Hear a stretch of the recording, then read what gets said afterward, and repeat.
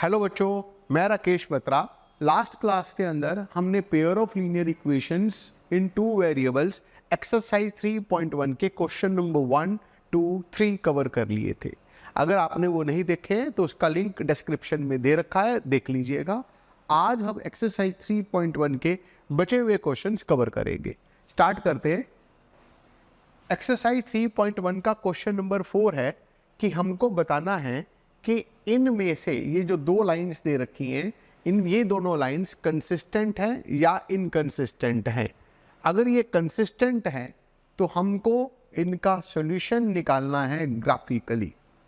अगर ये कंसिस्टेंट है, कंसिस्टेंट का मतलब हमने पिछली क्लास में भी बताया था कि या तो यूनिक सॉल्यूशन हो या इनफाइनाइट सॉल्यूशन हो।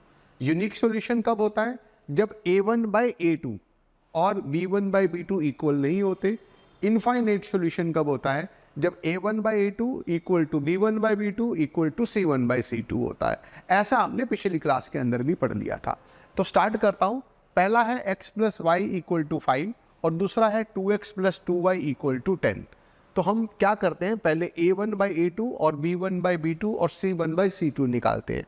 a1/a2 का मतलब क्या है कि x के कोफिशिएंट्स a1 1 है, 1/2 ये a1/a2 हो गया, b1/b2 1/2, c1/c2 5/10, तीनों इक्वल आ रहे हैं। तो इसका मतलब क्या हुआ कि lines will coincide, system will have infinite solutions और सिस्टम इज कंसिस्टेंट। अब मुझको ग्राफिकली इनका सॉल्यूशन फाइंड करना है।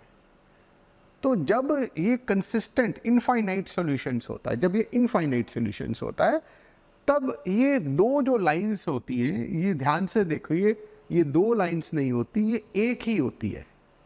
अगर मैं सेकंड इक्वेशन को 2 से डिवाइड कर देता हूं तो x + y = 5 आ जाता है। तो ये दोनों लाइंस की जो टेबल बनेगी वो सेम ही होगी। तो पहला काम हम क्या करते हैं, x + y = 5 की टेबल प्रिपेयर करते हैं। तो x + y = 5 हम लोग क्या करते हैं, x की जगह पर पुट कर दिया 0, x को रखा 0, ये 0 को इधर लाए तो y की वैल्यू आ गई 5। या हम ऐसा कर लेते हैं, y को लिख लेते हैं 5 - x, x को रखा 0, y आ गया 5, x को रखा 2, y आ गया 3, x को रखा 5, y आ गया 0। जो टेबल हमारी पहली लाइन की बनी है, एग्जैक्टली सेम टेबल सेकंड के लिए भी बनेगी। सेम पॉइंट्स आप सेकंड के लिए भी ले लीजिए। क्यों? क्योंकि ये दोनों दो लाइंस नहीं है, एक ही है। क्योंकि इनफाइनाइट सॉल्यूशंस है, लाइंस कोइंसाइड कर रही हैं। कोइंसाइड करने का मतलब लाइंस ओवरलैप कर रही हैं, एक लाइन दूसरी लाइन के ऊपर है। तो ये हमारे पास एक्स एक्सिस है, ये वाई एक्सिस है, this is X axis, this is Y axis, right. अब इन पॉइंट्स को लोकेट करते हैं। पहला पॉइंट है 0,5, x की वैल्यू 0, y की वैल्यू 5। सेकंड पॉइंट है x की वैल्यू 2, y की वैल्यू 3, x2 y3। थर्ड है x5 y0, x5 y0 on x axis. इन तीनों पॉइंट्स को हम ज्वाइन कर देते हैं, हमारे पास ये पहली लाइन आ गई x + y = 5। सेम टेबल चूंकि सेकंड के लिए है तो सेकंड भी लाइन हमारे पास सेम ही आ जाएगी। तो इस लाइन के ऊपर जितने भी पॉइंट्स हैं, इस लाइन के ऊपर इनफाइनाइट पॉइंट्स हैं। जैसे एग्जांपल के लिए ये पॉइंट, इस पॉइंट के कोऑर्डिनेट्स अगर हम ध्यान से देखें तो 6, -1 है, तो ये भी एक सॉल्यूशन है। अगर मैं इस पॉइंट के कोऑर्डिनेट्स की बात करूं तो x की वैल्यू 1 है, y की वैल्यू 4 है, तो 1,4 भी एक सॉल्यूशन है। यानी इस लाइन के ऊपर जितने भी पॉइंट्स हैं, इनफाइनाइट पॉइंट्स है एक लाइन के ऊपर, they all are the solutions of this pair of linear equations. अब आगे पढ़ते हैं।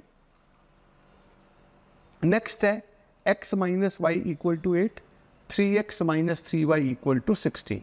यहां पर a1/a2 1/3, x का कोफिशिएंट 1 है, 1/3 ये a1/a2 है, b1/b2 है -1/-3 यानी कि 1/3, c1/c2 है 8/16 यानी कि 1/2, A1 by A2 B1 by B2 के इक्वल है, बट C1 बाई C2 के इक्वल नहीं है।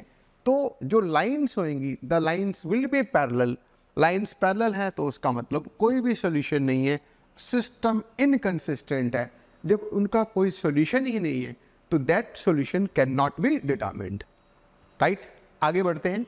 अगला पार्ट है 2x plus Y minus 6 equal to 0, 4x minus 2y minus 4 equal to 0। तो हम यहाँ पर फिर से देखते हैं, A1 by A2 2 by 4, B1 by B2 1 by minus 2, C1 by C2 minus 6 by 4। Clearly दिखाई दे रहा है कि A1 बाई A2 और B1 बाई B2 इक्वल है, इक्वल नहीं है, तो हमें C1 बाई C2 कैलकुलेट करने की ज़रूरत नहीं है। A1 बाई A2 जब B1 बाई B2 के इक्वल नहीं आता तो सिस्टम के यूनिक सॉल्यूशन होते हैं, सिस्टम इनकंसिस्टेंट होता है। यानी यूनिक सॉल्यूशन का मतलब x और y की एक एक वैल्यू है जो इन दोनों को सेटिस्फाई करेगी, राइट। अब हमें इनका प्लॉट करना होगा ग्राफ, क्योंकि कहा गया है कि ऑब्टेन द सॉल्यूशन ग्राफिकली। तो ग्राफ प्लॉट करने के लिए पहले पहली line 2x plus Y minus 6 equal to 0 से मैंने y की वैल्यू निकाल ली, -6 को इधर लाए, 2x को इधर लाए, y हो गया 6 माइनस 2x, x की जगह रखा मैंने 0 तो y की वैल्यू आ गई 6, x की जगह रखा 1 तो 6 माइनस 2 इंटू 1 यानी कि 6 माइनस 2, y की वैल्यू आ गई 4, x को रखा 3 तो 6 माइनस 6, y की वैल्यू आ गई 0। ठीक इसी तरीके से सेकंड लाइन को भी हम प्लॉट करते हैं। सेकंड लाइन क्या है, 4x minus 2y minus 4 equal to 0।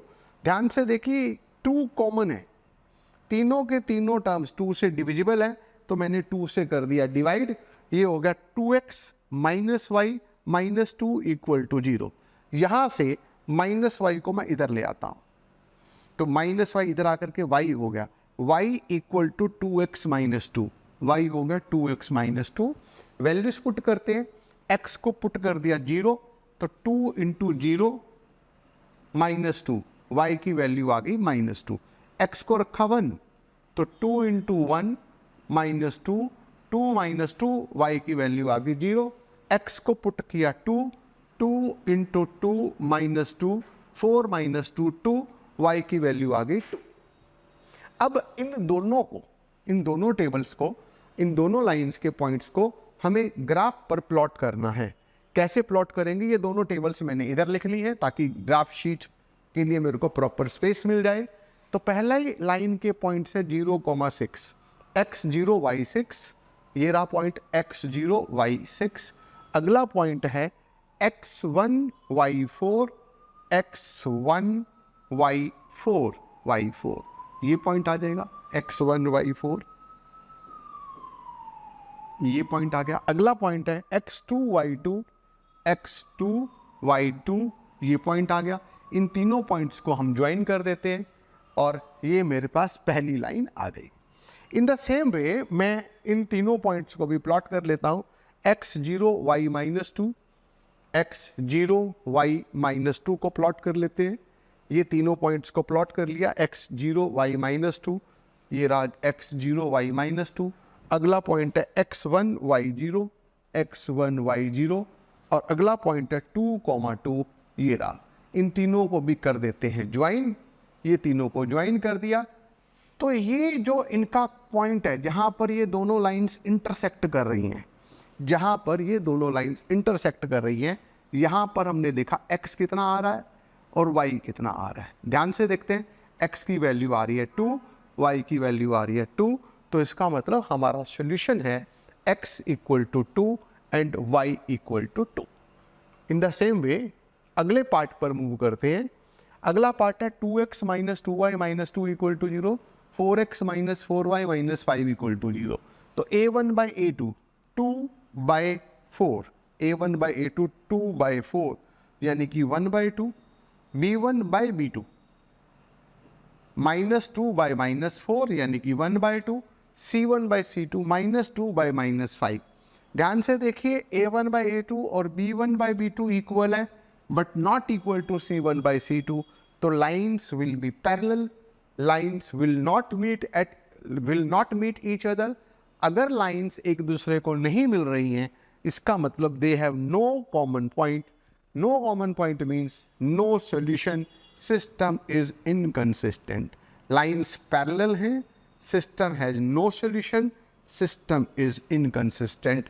और जब सिस्टम इनकंसिस्टेंट है तो हम ग्राफ पर उसको प्लॉट नहीं करना, ऐसा हमें न्यूमेरिकल में कहा गया है, क्वेश्चन के अंदर कहा गया है कि अगर कंसिस्टेंट है, ठीक है ना, if consistent obtain the solution graphically.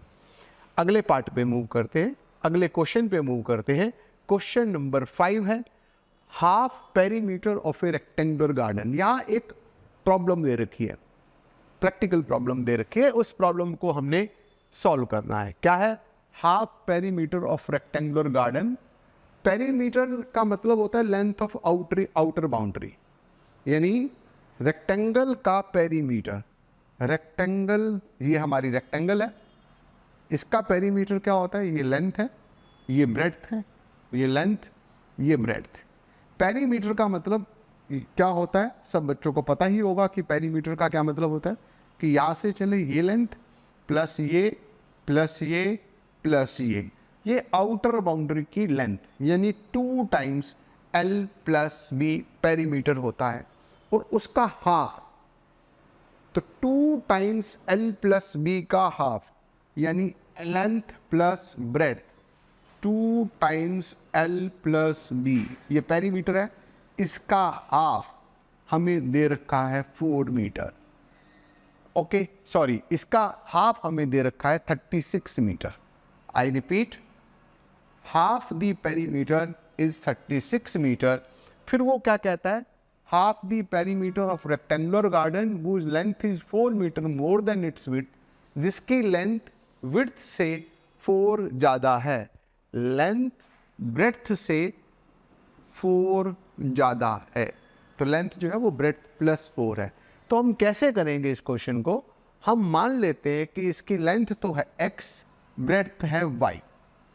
अब 2 कंडीशंस हमको दे रखी है कि पहली कंडीशन है कि लेंथ ब्रेड्थ से 4 ज़्यादा है, यानी x y प्लस 4 है। फिर हाफ दी पेरीमीटर, हमको क्वेश्चन में दे रखा है कि पेरीमीटर का हाफ 36 है। अभी अभी हमने बताया कि पेरीमीटर होता है 2 इंटू एक्स प्लस वाई, उसका हाफ इंटू हाफ कर दिया, 2 से 2 कट गया, x प्लस वाई हमें दे रखा है 18। अब इन दोनों को हमें सॉल्व करना है। कैसे सॉल्व करना है? बाय मेकिंग ग्राफ, जैसे हमने पिछले क्वेश्चन के अंदर किया था। तो ग्राफ कैसे प्लॉट करेंगे? पहले x equal to Y plus 4 का ग्राफ प्लॉट कर लेते हैं। y को मैंने रख लिया 3, कोई भी पॉइंट्स ले सकते हैं। y को मैंने रखा 3, तो x की वैल्यू आ गई 7। y को रखा 5, तो 5 प्लस 4 x आ गया 9। y को रखा 7, 7 प्लस 4 11। जरूरी नहीं है कि यही 3 पॉइंट से लिया जाए, आप और भी डिफरेंट पॉइंट्स ले सकते हो। In the same way x plus Y equal to 18 का ग्राफ प्लॉट करना है, तो मैंने क्या किया? x को राइट में ले आया, y की वैल्यू होगी 18 माइनस x। x को 7 रखा तो y आ गया 11, x को 9 रखा तो y आ गया 9, x को 13 रखा तो y आ गया 5। हमारी कोशिश ऐसी होनी चाहिए कि मैं पॉइंट्स कुछ इस तरीके से लूँ कि एक पॉइंट दोनों में कॉमन आ जाए, क्योंकि लाइन से इंटरसेक्टिंग है। उससे क्या होगा? हमें काम करना थोड़ा कंफर्टेबल हो जाएगा। तो अब इन पॉइंट्स को हम ग्राफ शीट पर प्लॉट करते हैं। तो देखते हैं पहले ही x equal to Y plus 4 को। पहला पॉइंट है 7,3, x की वैल्यू 7 है, y की वैल्यू 3, x 7 यहाँ होता है, y 3 यहाँ होता है, दोनों के यहाँ जहाँ मीटिंग पॉइंट है। तो ये मेरा पहला पॉइंट है 7,3। इन द सेम वे हम सेकंड पॉइंट पर मूव करते हैं।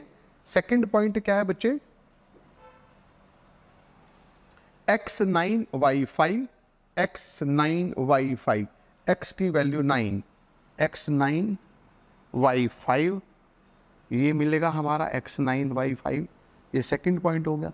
ऐसे ही थर्ड पॉइंट 11,7, x की वैल्यू 11, y की वैल्यू 7, ये हमारा मीटिंग पॉइंट हो गया। अब इन तीनों पॉइंट्स को ज्वाइन कर देते हैं, तो हमारे पास ये पहली लाइन आ गई x equal to Y plus 4। In the same way मैं इन तीनों पॉइंट्स को भी प्लॉट कर लेता हूँ सेकंड के।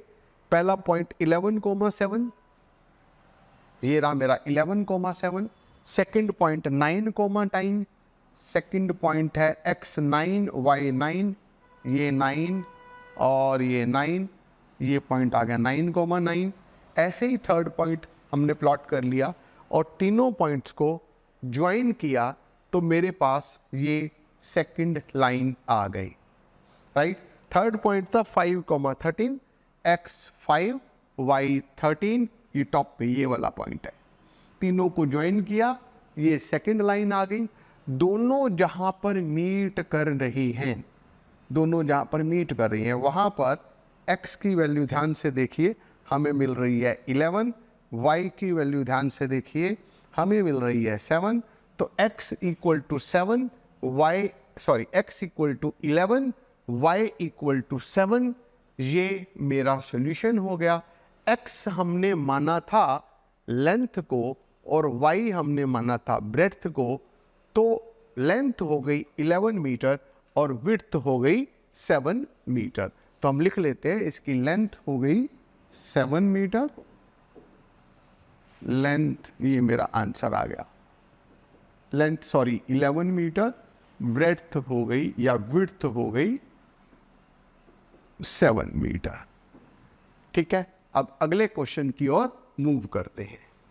नेक्स्ट क्वेश्चन क्या है, given the linear equation 2x plus 3y minus 8 equal to 0। एक लीनियर इक्वेशन आपको दे रखी है 2x plus 3y minus 8 equal to 0, ये एक लीनियर इक्वेशन है।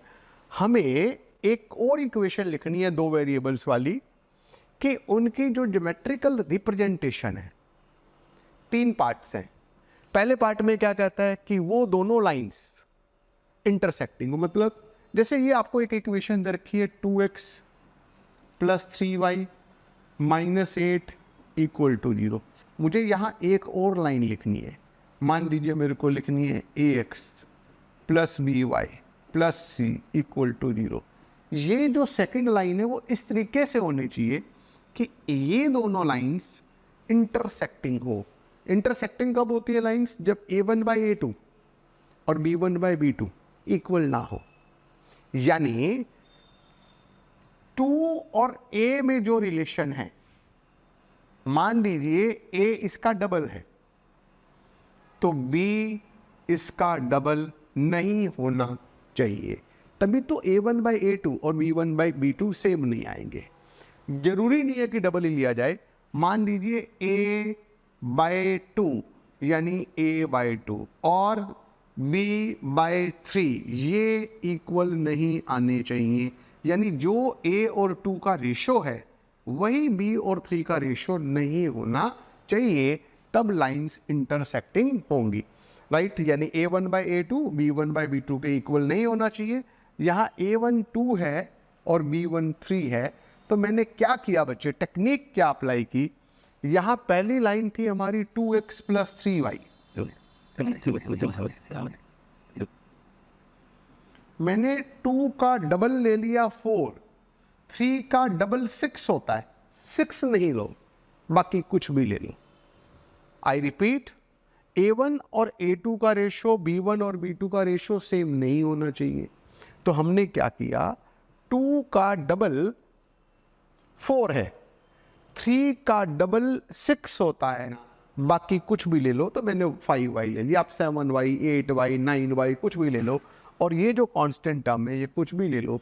अब ये जो दोनों लाइंस बनेंगी, these will not intersect because a1 by a2 is not equal to b1 by b2। a1 by a2 1 by 2 आ गया, b1 by b2 3 by 5 आ गया, और चूंकि ये इक्वल नहीं है तो लाइंस विल नॉट इंटरसेक्ट। अब पैरेलल के केस में, पार्ट 2 के केस में क्या होना चाहिए, a1 by a2 और b1 by b2 इक्वल आने चाहिए, बट c1 by c2 के इक्वल नहीं आने चाहिए। तो टेक्निक क्या रहेगी, मैं इस 2 का डबल 4 ले लूंगा, 3 का डबल 6 ले लूंगा, 8 का डबल 16 होता है, 16 नहीं लेंगे, कुछ और ले लेंगे। तो पार्ट 2 देखते हैं एक बार कैसे करते हैं। देखिए पार्ट 2 में पैरेलल के लिए कंडीशन है कि a1 by a2 और b1 by b2 तो इक्वल होने चाहिए, बट c1 by c2 के इक्वल नहीं होना चाहिए। तो हमने क्या किया, इस 2 का डबल इस 2 का डबल 4 ले लिया, 3 का डबल 6 ले लिया, 8 का डबल 16 होता है, -8 का डबल -16 होता है। यहाँ -16 के अलावा कोई भी नंबर ले लो तो A1/A2 और B1/B2 इक्वल आ जाएंगे, C1/C2 के इक्वल नहीं आएगा। तो इसका मतलब lines will be parallel, right. Move करते हैं थर्ड पार्ट की ओर। थर्ड पार्ट क्या है कि हमें लाइन्स कोइंसाइड करनी चाहिए। लाइन्स बच्चे कोइंसाइड कब करती हैं? जब A1/A2, B1/B2 और C1/C2 इक्वल होने चाहिए। तो इस केस में हम क्या करेंगे, 2 का डबल मैंने 4 ले लिया, 3 का डबल 6, -8 का डबल -16, तो ऑटोमेटिकली A1/A2 1/2, B1/B2 3/6 1/2, C1/C2 -8/-16 1/2 हो जाएगा।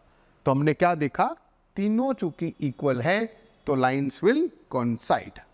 अब हम मूव करते हैं क्वेश्चन नंबर 7। ये आखिरी क्वेश्चन है एक्सरसाइज 3.1 का।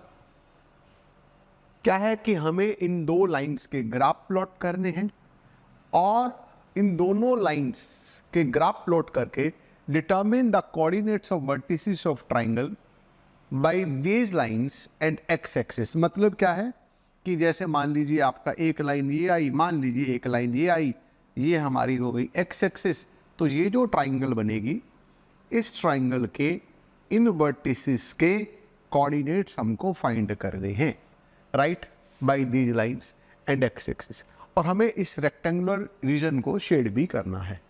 आई रिपीट, हमको क्या करना है, दोनों लाइन्स के ग्राफ प्लॉट करने, दोनों लाइन्स को प्लॉट कर लिया और एक्स एक्सिस है ही, हमें इन तीनों वर्टिसेस के कोऑर्डिनेट्स फाइंड करने हैं और इस रेक्टेंगुलर पोर्शन को शेड करना है।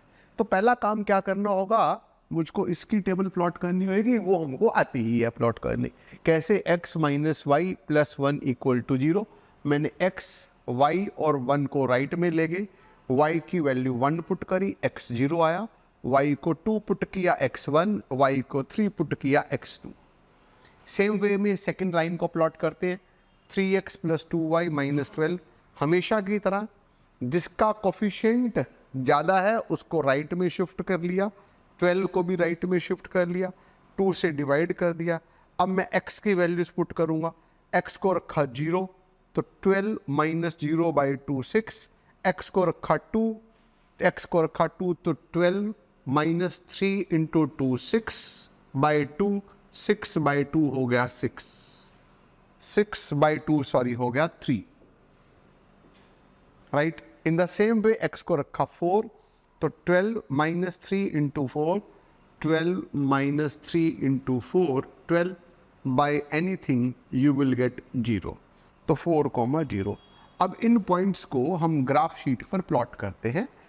तो पहली लाइन के पॉइंट्स है 0 1, x0 y1, x1 y2, x1 y2 ये पॉइंट हो गया, x2 y3, x2 y3 ये पॉइंट हो गया। इन तीनों पॉइंट्स को हम ज्वाइन कर देते हैं, ये मेरे पास पहली लाइन आ गई। इन द सेम वे हम सेकेंड लाइन को भी प्लॉट कर सकते हैं बाय ज्वाइनिंग पॉइंट्स 0 6, 2 3 एंड 4 0। अब इंपॉर्टेंट बात है, ट्रायंगुलर रीजन कौन सा है हमारा? देखिए बच्चे, ये मेरा ट्रायंगुलर रीजन है, कलर चेंज कर देते हैं इसका, ये ट्रायंगुलर रीजन है, इसे शेड करने को कहा गया है। और दूसरा, मुझको किसके कोऑर्डिनेट्स निकालने को कहा गया है? इन तीनों वर्टिसेस के कोऑर्डिनेट्स। हमने ट्रायंगुलर रीजन शेड कर ही दिया और इन तीनों वर्टिसेस के कोऑर्डिनेट्स भी लिख लेते हैं। मान लो ये पॉइंट A है, ये पॉइंट B है, ये पॉइंट C है। ध्यान से देखते हैं, ये पॉइंट यहाँ पर x की वैल्यू 2 दिखाई दे रही है, y की वैल्यू 3 दिखाई दे रही है, तो पॉइंट A के कोऑर्डिनेट्स हैं 2,3। पॉइंट B x नेगेटिव तरफ है, -1, सॉरी, इस पॉइंट B के जो कोऑर्डिनेट्स हैं वो ध्यान से देख लेते हैं हम। x की वैल्यू है -1 और y की वैल्यू है 0। B के कोऑर्डिनेट्स हो गए x -1 और y 0, क्योंकि पॉइंट कहाँ पर है? ये x एक्सिस पर है और ये नेगेटिव डायरेक्शन की तरफ जा रहा है, तो x की वैल्यू हो गई -1, y की वैल्यू होगी 0। पॉइंट सी x की वैल्यू हो गई 4 और y हो गया 0, क्योंकि पॉइंट x एक्सिस पर है, तो पॉइंट सी के कोऑर्डिनेट्स हो गए 4,0। तो क्या करना था इस क्वेश्चन में, हमको determine the coordinates of the vertices of triangle. ये ट्राइंगल है, triangle formed by these lines, इन दोनों लाइंस और x एक्सिस, दोनों लाइंस और x एक्सिस जिस ट्राइंगल को बना रही है उस ट्राइंगल को शेड करना था और इस वर्टिसेस के कोऑर्डिनेट्स फाइंड करने थे। ठीक है, तो उम्मीद करता हूं आप लोगों को आज का ये काम ठीक ठाक समझ आ गया होगा। अब अगली क्लास के अंदर मैं एक्सरसाइज 3.2 से पहले वाले एग्जाम्पल्स स्टार्ट कर दूंगा। मिलते हैं आपको जल्दी ही अगली क्लास में। Thank you very much.